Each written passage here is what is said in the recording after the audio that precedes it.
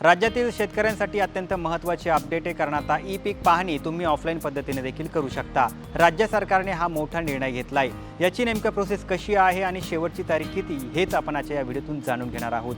नमस्कार, मी सलमान शेख आणि आपण पाहताय एबीपी माझा। राज्यातील लाखो शेतकऱ्यांनी ई पीक पाहणी केली नव्हती, त्यामुळे सरकारने आता ऑनलाईन नसून ऑफलाईन पद्धतीने ई पीक पाहणी करण्याचा निर्णय घेतलाय। आता शेतकरी ऑफलाईन पद्धतीने तलाट्याकडे जाऊन आपल्या पिकाची ई पीक पाहणी करू शकणार आहे। राज्यातील सुमारे 21% शेतकऱ्यांनी ई पीक पाहणी केली नव्हती, त्यामुळे अशा शेतकऱ्यांसाठी महसूल विभागाने हा मोठा निर्णय घेतलाय।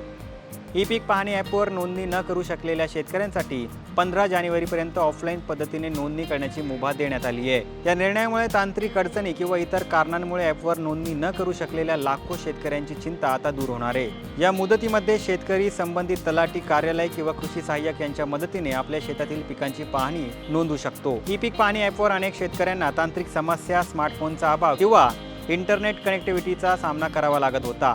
त्यामुळे राज्यातील सुमारे 21% शेतकरी या महत्त्वाच्या प्रक्रियेपासून वंचित राहिले होते।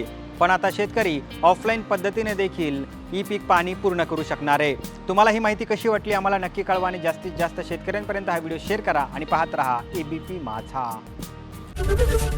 एबीपी माझा, उघडा डोळे बघा नीट।